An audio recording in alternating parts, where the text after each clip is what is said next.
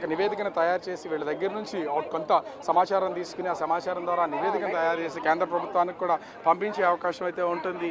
ఇదే ప్రస్తుతం అయితే జరుగుతున్నటువంటి పరిస్థితి అయితే ఉంది. ఇక్కడ ఉన్నటువంటి డాక్టర్లు, జూనియర్ డాక్టర్లతో ప్రస్తుతం హోంమంత్రి ఆ సమావేశం అనేది తెలుస్తున్నటువంటిది అయితే మనమైతే విజువల్లో కూడా చూడొచ్చు. ఎలాంటి ప్రస్తుతం విద్యార్థులకు సంబంధించి కూడా మనం చూస్తున్న మొత్తము విద్యార్థులందరినీ ఒకసారి మనం కనుక చూస్తే ప్రతి ఒక్కళ్ళు హోంమంత్రితో మాట్లాడుతున్నారు. అసలు ఏం మాట్లాడుతున్నారు, హోంమంత్రికి ఏం వివరిస్తున్నారు ఆ తోటి విద్యార్థులు అనేది కూడా ప్రతి ఒక్కరిలో కూడా ఆతృతగా ఎదురు చూస్తున్నటువంటి పరిస్థితి అయితే కనిపిస్తుంది. ఇప్పుడు వరకు కూర్చుని ఆందోళన చేస్తున్నటువంటి విద్యార్థులందరూ కూడా హోంమంత్రి ఇక్కడికి రావడంతో తమ శిబిరంలోకి వచ్చి వైద్య విద్యార్థులతో మాట్లాడుతున్నటువంటి నేపథ్యంలో వైద్య విద్యార్థులకి ఏం హామీ ఇస్తారనే దాన్ని కూడా ప్రస్తుతం అయితే ఒక్కొక్కరు ఆతృతగా ఎదురు చూస్తున్నటువంటి పరిస్థితి అయితే కనిపిస్తుంది. వీళ్ళు ఇస్తున్నటువంటి మేజర్ డిమాండ్స్లో మన ప్రతిదీ ఆ డిమాండ్స్ అన్నింటినీ కూడా చాలా క్షుణ్ణంగా వాళ్ళైతే వివరిస్తున్నటువంటి నేపథ్యంలో వాటిని కూడా చాలా క్లియర్గా వింటున్నటువంటిది. ముఖ్యంగా వైద్య విద్యార్థులతో వాళ్ళు ఇస్తున్నటువంటి డిమాండ్స్ని కూడా వింటున్నటువంటిది అయితే మనం చూడొచ్చు. దూరంగా ఉన్నటువంటి వాళ్ళని కూడా అసలు ఎట్లాంటి అభిప్రాయాలు ఉన్నాయో వాటన్నింటినీ కూడా కోరుతున్నటువంటిది అయితే మనం చూడొచ్చు. రాష్ట్ర హోంమంత్రి విద్యార్థులు చెప్తున్నటువంటి ప్రతి అంశాన్ని కూడా రాష్ట్ర హోంమంత్రి చాలా క్షుణ్ణంగా వింటున్నటువంటి దాన్ని అయితే మనము చూడొచ్చు. అయితే ఇది ఏ ఒక్క రాష్ట్రానికి సంబంధించో లేదా ఒక గ్రామానికో లేకపోతే ఒక సిటీకో ఎవరికో పరిమితం అయినటువంటిది కాదు. దేశవ్యాప్తంగా జరుగుతున్నటువంటి ఈ ఆందోళన జుడాలు చేస్తున్నటువంటి ఈ ఆందోళన 24 గంటల పాటు ఈరోజు ఉదయం 6 గంటల నుంచి రేపు ఉదయం 7 గంటల వరకు ఇక్కడ విశాఖపట్నంలో చేస్తున్నటువంటి ఈ వైద్య విద్యార్థుల శిబిరం దగ్గరికి ప్రస్తుతం రాష్ట్ర హోంమంత్రి రావడం, రాష్ట్ర హోంమంత్రి విద్యార్థులతో మాట్లాడడం, వాళ్ళకి ఉన్నటువంటి మేజర్ డిమాండ్స్ను కూడా ఒక్కొక్కరిని అడిగి తెలుసుకుంటున్నటువంటి పరిస్థితి ఉంది. ఖచ్చితంగా ఇక్కడ ఈ డిమాండ్స్కి సంబంధించి అసలు వీళ్ళు చేస్తున్నటువంటి డిమాండ్స్తో ఒక నోట్ అయితే తయారు చేసినటువంటి నోట్ అనే దాన్ని ఖచ్చితంగా అయితే అటు కేంద్ర ప్రభుత్వానికి పంపిస్తారు. వీళ్ళు మేజర్గా చేస్తున్నటువంటి సెంట్రల్ ప్రొడక్షన్ యాక్ట్ అనే దాన్ని ఖచ్చితంగా అమలు చేయాలి. అలా చేస్తేనే మాకు న్యాయం జరుగుతుంది, రక్షణ ఉంటుంది, సేవ్ ద సేవియర్స్ అని వీళ్ళు చేస్తున్నటువంటి ఈ నినాదానికి సంబంధించి న్యాయం జరుగుతుంది అనేది ప్రతి వైద్య విద్యార్థులు కూడా కనిపిస్తున్నటువంటి అయితే మనమైతే ఆ విజువల్లో కూడా చూడొచ్చు. దీని ప్రకారమే ప్రస్తుతం అయితే హోంమంత్రి వీళ్ళతో మాట్లాడుతున్నటువంటిది అయితే ఇక్కడ రాష్ట్రకు సంబంధించినటువంటి వైద్య విద్యార్థి యూనియన్కి సంబంధించినటువంటి రాష్ట్ర నాయకులతో ప్రస్తుతం అయితే హోంమంత్రి వంగల్పూడి అంతా ప్రస్తుతం అయితే చర్చలు జరుపుతున్నటువంటి పరిస్థితి అయితే ఉంది. వాళ్ళు చెప్తున్నటువంటి ఒక్కొక్క డిమాండ్స్ ఏవో వాటన్నింటినీ వింటున్నారు. అయితే ఇక్కడ ఖచ్చితంగా ఒక రాష్ట్ర హోంమంత్రి వైద్య విద్యార్థులు చేస్తున్నటువంటి శిబిరంలోకి వచ్చి వాళ్ళకి సంఘీభావం తెలియజేస్తూ వాళ్ళు దీక్షలో కూర్చుని న్యాయంగా అంటే వాళ్ళ డిమాండ్స్ని కూడా వింటున్నటువంటి నేపథ్యంలో వైద్య విద్యార్థుల్లో కూడా ఒక విధమైనటువంటి ఆనందం అనేది వ్యక్తమవుతుంది అనేది చెప్పాలి. ఈ నేపథ్యంలోనే ప్రతి ఒక్కరూ ఇక్కడ జరుగుతున్నటువంటి దాన్ని చాలా క్షుణ్ణంగా హోంమంత్రి చెప్తున్నటువంటిది అదేవిధంగా హోంమంత్రికి వీళ్ళు చెప్పాలనుకున్నటువంటి కూడా ప్రతి ఒక్కళ్ళు కూడా వివరంగా చెప్తున్నటువంటి పరిస్థితి అయితే కనిపిస్తుంది. అయితే ఎప్పటి నుంచో ఇది ఇప్పుడు కాదు, అనేక చోట్ల అటు ఢిల్లీలో జరిగినటువంటి నిర్భయ విషయంలో కానీ తర్వాత జరిగినటువంటి అనేక విద్యార్థులు అదేవిధంగా ఉద్యోగులు, మహిళలు, బాలికల మీద జరుగుతున్నటువంటి అనేకమైనటువంటి ఈ లైంగిక దాడులు, అత్యాచారాలకు సంబంధించి ఇప్పుడు జరుగుతున్నటువంటిది ఈ మెడికల్ చేస్తున్నటువంటి ఈ ఆందోళనకు సంబంధించి ప్రత్యక్షంగా హోంమంత్రి దీంట్లో మనం కూడా చూడొచ్చు. డాక్టర్స్ సేవ్ లైవ్స్ అని వాళ్ళు ఇచ్చినటువంటి మహిళా డాక్టర్లపై హింస మన సమాజానికి శాపం అంటూ ఒక ప్లకార్డ్ని కూడా హోంమంత్రి డిస్ప్లే చేస్తున్నటువంటి మనం చూడొచ్చు. మహిళా డాక్టర్లపై హింస సమాజానికి శాపం, ఇది ఖచ్చితంగా ఇది ప్రతి ఒక్కరికి హోంమంత్రి ద్వారా కూడా ప్రతి ఒక్కరికి వెళ్తున్నటువంటి మెసేజ్గా చూడాల్సినటువంటి పరిస్థితి అయితే ఉంది. ఇక్కడ ఖచ్చితంగా మహిళలకు భద్రత కావాలి, భద్రత కల్పించాలి అనేది ఇక్కడ ఉన్నటువంటి ప్రధానమైనటువంటి అంశంగా చూడొచ్చు. ఖచ్చితంగా వీళ్ళతో మాట్లాడుతున్నటువంటి ప్రతి విషయాన్ని ప్రతి అంశాన్ని కూడా క్షుణ్ణంగా చూడాల్సినటువంటి పరిస్థితి అయితే ఉంది. ఎందుకు అంటే చేస్తున్నటువంటి ఈ ఆందోళనకు సంబంధించి ఆందోళనలో ప్రతి ఒక్కరికి కూడా న్యాయం కావాలి, న్యాయం చేయాలనేది ఇక్కడ వినిపిస్తున్నటువంటిది. ఇది ఒక డాక్టర్లకు సంబంధించినదే కాదు, హోంమంత్రి ప్రస్తుతం అయితే ఇక్కడ ఉన్నటువంటి మహిళా సంఘాలకు సంబంధించినటువంటి నాయకులతో కూడా ఇక్కడ ఉన్నటువంటి మహిళా సంఘాలకు సంబంధించినటువంటి వాళ్ళతో కూడా మాట్లాడుతున్నటువంటిది. వాళ్ళు ఇస్తున్నటువంటి రిప్రజెంటేషన్ కూడా తీసుకుంటున్నారు. మనం వీటిని విజువల్లో కూడా చూడొచ్చు. అంటే ముఖ్యంగా చూస్తే పిఓడబ్ల్యూకి సంబంధించినటువంటి ప్రతినిధులు, ఐద్వాకి సంబంధించినటువంటి ప్రతినిధులు వాళ్ళు ఇస్తున్నటువంటి మెమరాండాన్ని కూడా స్వీకరిస్తున్నటువంటిది అయితే మనం చూడొచ్చు.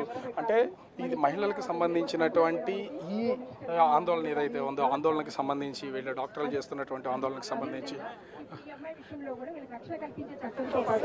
మేము హైకోర్టు సిట్టింగ్ జడ్జి న్యాయ విచారణ జరిపించాలనుకుంటున్నాం.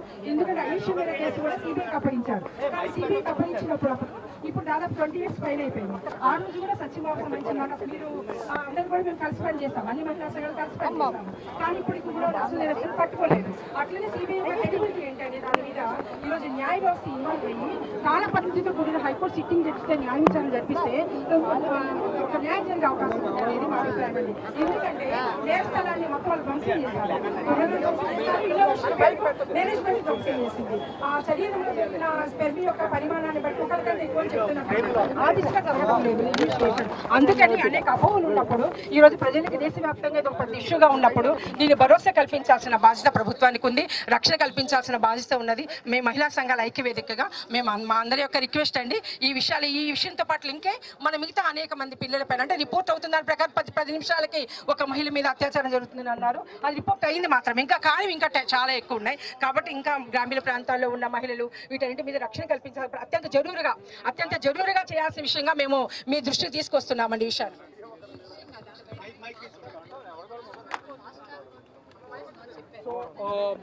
ప్రస్తుతం అయితే మహిళా సంఘాలకు సంబంధించినటువంటి వాళ్ళు చెప్తున్నటువంటి ప్రతి వినతిని కూడా చాలా క్షుణ్ణంగా హోంమంత్రి వంగల్పూడి అనిత వింటున్నటువంటిది అయితే మనం అయితే చూడొచ్చు. ఎన్నికల కూడా ఉన్నటువంటి నేపథ్యంలో ప్రస్తుతం మీడియాతో కానీ ఇక్కడ ఉన్నటువంటి డాక్టర్స్తో కానీ కేవలం మాట్లాడి వెళ్ళిపోవడమే కానీ దీన్ని చెప్పే అవకాశం అయితే లేదు. ఈ నేపథ్యంలోనే ప్రస్తుతం ఎవరు ఏం చెప్పినా కూడా ఖచ్చితంగా ఇక్కడ జుడాలు అడుగుతున్నటువంటిది కూడా సెంట్రల్ ప్రొడక్షన్ యాక్ట్ అనేది తీసుకురావాలనేది మేజర్ డిమాండ్ ఉంది. డాక్టర్లు అదేవిధంగా మెడికల్ మీద ఎప్పటి నుంచో దాడులు జరుగుతున్నటువంటి నేపథ్యంలో వాటన్నింటినీ కూడా నుంచి రక్షణ అనేది ఖచ్చితంగా అవసరం ఉంది. ఆ రక్షణ కోసమే ప్రస్తుతం ఈ పోరాటం అయితే చేస్తున్నామని చెప్తున్నటువంటి నేపథ్యంలో ప్రస్తుతం రాష్ట్ర హోంమంత్రి విద్యార్థులు చేస్తున్నటువంటి ఈ దీక్షలోకి వచ్చి పాల్గొన్నటువంటి నేపథ్యం అయితే కనిపిస్తున్నటువంటి పరిస్థితి అయితే కనిపిస్తుంది. సో దీని దృష్టిలో ఉంచుకున్నటువంటి ముఖ్యంగా చూస్తే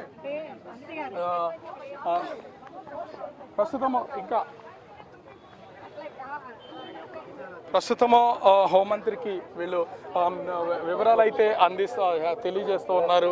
ఎట్లాంటి రక్షణ కావాలి, ఏ విధమైనటువంటి అంటే భద్రత వాళ్ళు కనీసం రిలాక్స్ అవ్వడానికి కూడా రెస్ట్ రూమ్ లేవు. అక్కడే కాదు, ఇక్కడ కేజీహెచ్లో కూడా మన రెస్ట్ రూమ్ లేవు.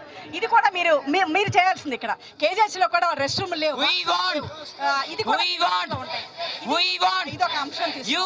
ఈ కేసు సంబంధించి చాలా సీరియస్ గానే ఇన్వెస్టిగేషన్ జరగాలి.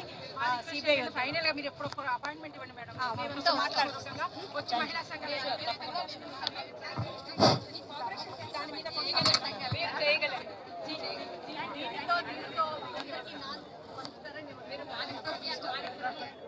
ఈ రాష్ట్రంలో జరిగినటువంటి సంఘటన కాకపోయినా కూడా ఇది కలకత్తాలో జరిగిందా, వేరే చోట జరిగిందా అనేది ఆలోచించడం కాదు. ఇది మహిళల మీద, విద్యార్థుల మీద, ప్రతి ఒక్కరి మీద జరుగుతుంది. ఇక్కడ మహిళా సంఘాలకు సంబంధించినటువంటి నాయకులు కూడా ఒకటే చెప్తున్నారు, ఇది విద్యార్థుల మీద, వేరొకల వాళ్ళ మీద జరిగినటువంటిది కాదు.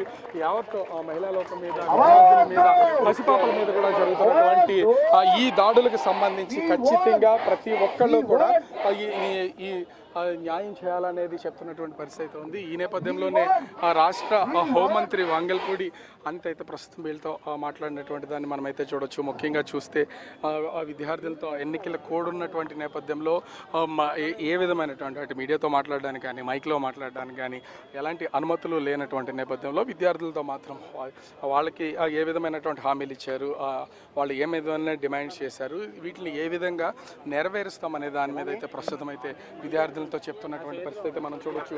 ముఖ్యంగా చూస్తే హోంమంత్రి ప్రస్తుతం అయితే విద్యార్థులతో మాట్లాడి తిరిగి వెళ్తున్నటువంటి పరిస్థితి అయితే కనిపిస్తుంది.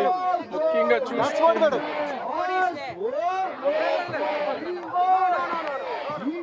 అంటే ప్రస్తుతము ఎన్నికల కోడ్ ఉన్నటువంటి నేపథ్యంలో హోంమంత్రి ఏ ఒక్కరితో కూడా మాట్లాడే పరిస్థితి అయితే లేదు, మాట్లాడడానికి అవకాశం లేదు అంటూ తిరిగి వెళ్తున్నటువంటి దాన్ని మనమైతే ఇక్కడ చూడొచ్చు. ఆ విద్యార్థులకు సంబంధించి వీళ్ళు చేసినటువంటి మేజర్ డిమాండ్స్ కొన్ని అయితే ఉన్నటువంటి పరిస్థితి అయితే ఉంది. ఆ డిమాండ్స్ అన్నింటినీ కూడా వీళ్ళైతే ఆ విద్యార్థులకి చెప్పినటువంటి పరిస్థితి అయితే ఉంది. చెప్పినటువంటి ప్రతిదీ కూడా చాలాసేపు దాదాపుగా 15 నిమిషాల పాటు రాష్ట్ర హోంమంత్రి వంగల్పూడి అనిత విద్యార్థుల దగ్గర నుంచి అయితే వివరాలు తీసుకున్నటువంటి పరిస్థితి అయితే ఉంది. అదేవిధంగా మహిళా సంఘాలకు సంబంధించినటువంటి వివరాలు కూడా తీసుకున్నటువంటి పరిస్థితి అయితే ఉంది. వాళ్ళతో తీసుకున్నటువంటి ప్రస్తుతం అయితే మనం చూస్తున్నాం బీజేపీకి సంబంధించినటువంటి నాయకులు కూడా ఈ సంఘటన మీద రాష్ట్ర హోంమంత్రితో మాట్లాడుతున్నటువంటి దాన్ని అయితే మనమైతే ఆ విజువల్లో కూడా చూడొచ్చు. ప్రతి ఒక్కళ్ళు చెప్పినటువంటి ప్రతి అంశాన్ని ముఖ్యంగా చూస్తే ప్రతి అంశాన్ని కూడా తీసుకున్నటువంటి హోంమంత్రి ప్రస్తుతం అయితే తిరిగి వెళ్తున్నారు. కానీ ఇక్కడికి సంబంధించి అంటే ఆ విద్యార్థులు ఏం డిమాండ్ చేశారు, వాళ్ళని ఏమి చెప్పారు అనేది కూడా ఇక్కడ వీళ్ళని అడిగి మనమైతే కనుక్కోవచ్చు. ముఖ్యంగా చూస్తే ఏ హోంమంత్రికి మీరైతే ఏం చెప్పారు, హోంమంత్రి ఏ విధమైన ఎలా రెస్పాండ్ అయ్యారు మీతో? మేడంకి మా గురించి ఎందుకైతే ఈ స్ట్రైక్ చేస్తున్నామో అవన్నీ కూడా ఆవిడకి చెప్పడం జరిగింది. అండ్ మా ఆంధ్ర వైద్య కళాశాలలో ఎక్కడైతే సెక్యూరిటీ కావాలి అవన్నీ కూడా మేడంకి చెప్పాం.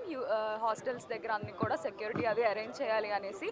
అండ్ డ్యూటీస్ చేస్తున్నప్పుడు డాక్టర్స్కి సపరేట్ డ్యూటీ రూమ్స్ ఉండాలి అండ్ ఫీమేల్ డాక్టర్స్కి సపరేట్ డ్యూటీ డాక్టర్ రూమ్ ఉండాలి. అండ్ అన్ని దగ్గరలో ఫీమేల్స్కి కానీ మేల్స్ కానీ సపరేట్ వాష్రూమ్ ఫెసిలిటీస్ అవన్నీ కూడా గవర్నమెంట్ హాస్పిటల్స్లో